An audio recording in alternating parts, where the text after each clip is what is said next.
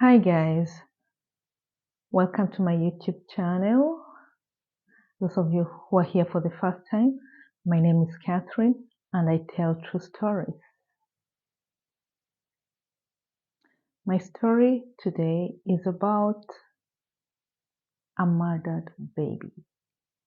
A murdered baby in the name of an exorcism, just like the other one of Brian, but this one will take you back all the way to 2008 during the month of December in Henderson, Texas. You know, in the American system, in courts, we have the juror system. A juror is a group of people who are collected as long as they're the citizens of the US or some other European countries also have the same system of jurors. They're collected to come and listen to a particular case in a court, listen to the judges, listen to the lawyers, and come up with a conclusion whether the person is guilty or not guilty. These are just normal civilians of that particular state or country. These are the jurors. They are just collected randomly.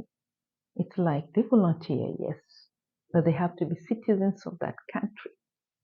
And they come up with a verdict. So in order for them to come up with a verdict,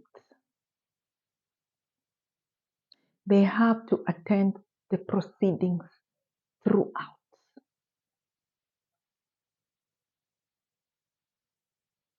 They have to sit through the proceedings, see everything, know the culprits, and should not miss any session before they come up with the verdict.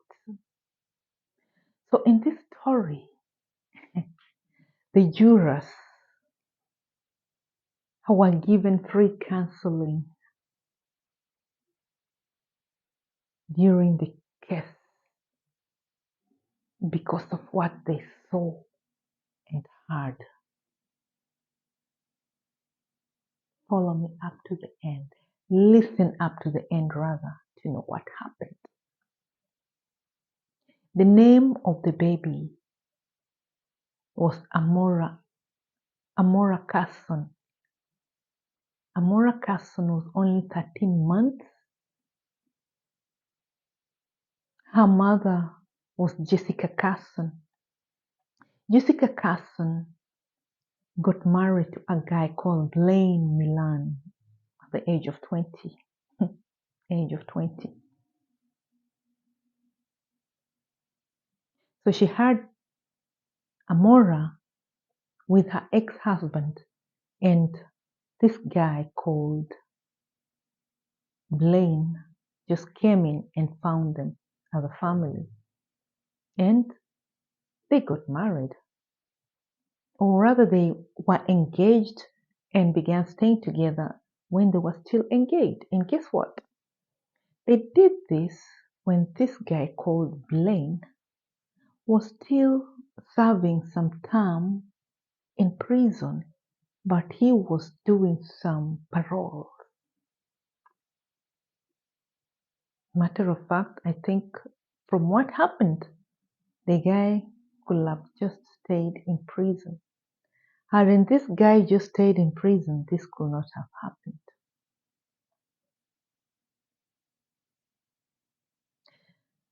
The stupid guy called Blaine was on methane, a kind of drug. Of course, it will cause madness at some point. So, because of the methane or whatever drug he was taking, the guy convinced his wife that Amora, I don't know whether it was out of hatred, that Amora was possessed. Reason? No reason. I think because she belongs to the other husband, her ex-husband.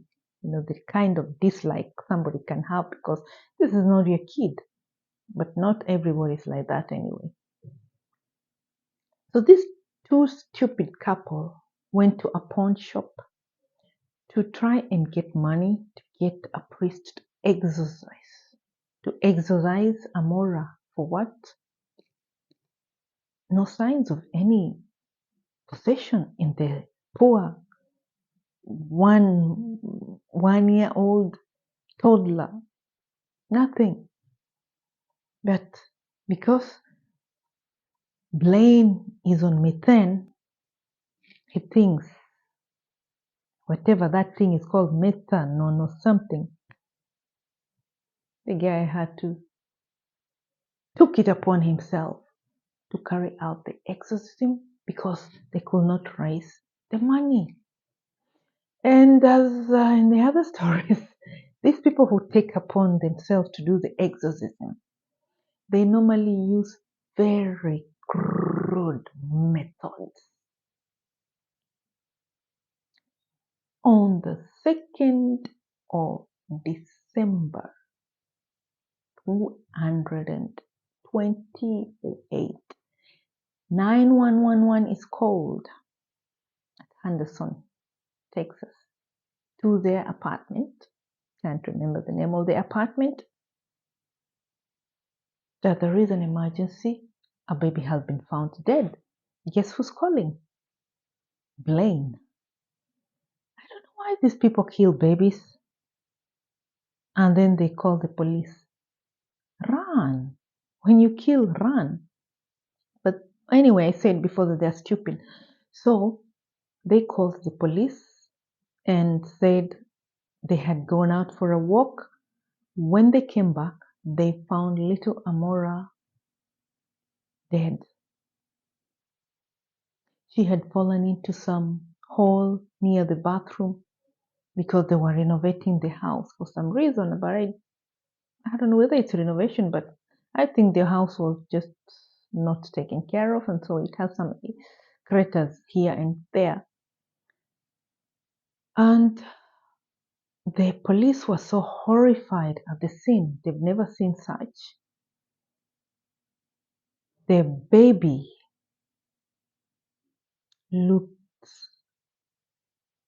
horrible. It was a bloody sight.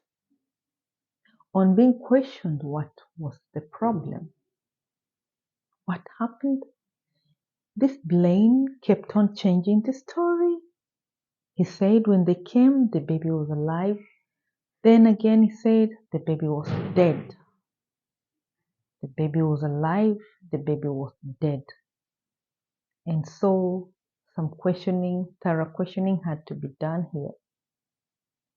The pathologist who examined Amora's body had never seen such damage to any body since his so many years of profession.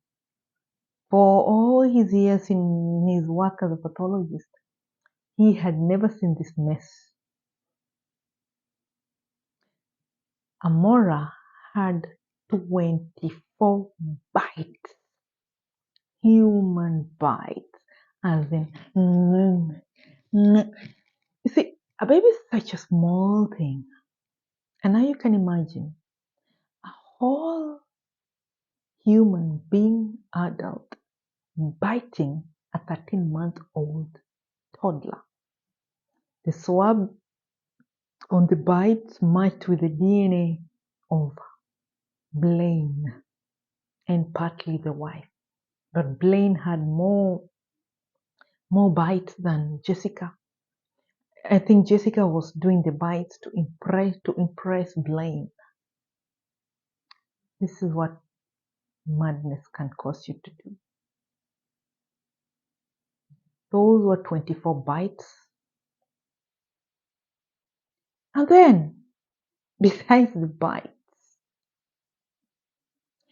the face had so many abrasions.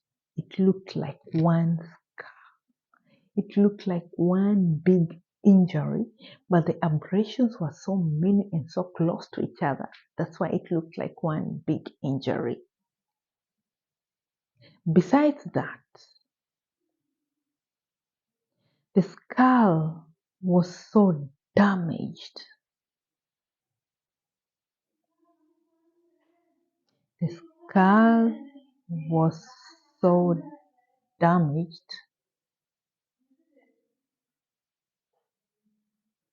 that it looked like a jigsaw puzzle. It looked like a jigsaw puzzle, baby Amora's skull. Besides that, the kid had a broken bone. The ribs were cracked 18 times, as in the ribs had 18 cracks. 18. I mean, who on earth in his right senses can cause such damage to a small kid unless the person himself is possessed? And it was also discovered that the baby had been strangled and sexually assaulted to the extent that all her orifices became one. There was a damage on the baby's liver as well. This is how baby Amora died, in the name of an exorcism being done by Blaine. But the thing here is Blaine Milam used to contact Ouija boards. Ouija boards are known to invite evil spirits. Ouija boards normally are used to try and communicate with the dead spirits. And if you don't know how to use the Ouija board, you will invite some unwanted spirits. So they say that if you use an Ouija board, if you have to,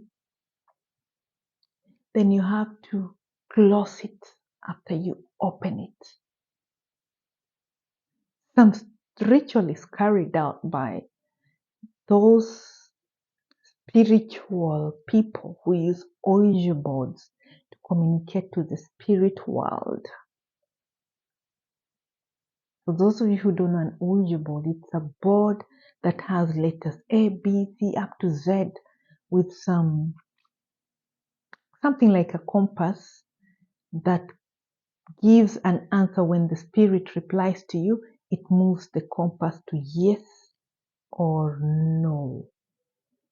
In Christianity, it's forbidden to use these boards because they are evil. And this is exactly what could have happened to Blaine Milan, because he used to consult Ouija boards to communicate with some dead relative of his. And he could have invited an evil spirit into himself to make him believe that the evil spirit was actually in the baby, to cause all that damage. So what happened to Amora and Jessica? Of course, they were given life imprisonment. But the jury had really found it very hard to come to a conclusion with Jessica's verdict,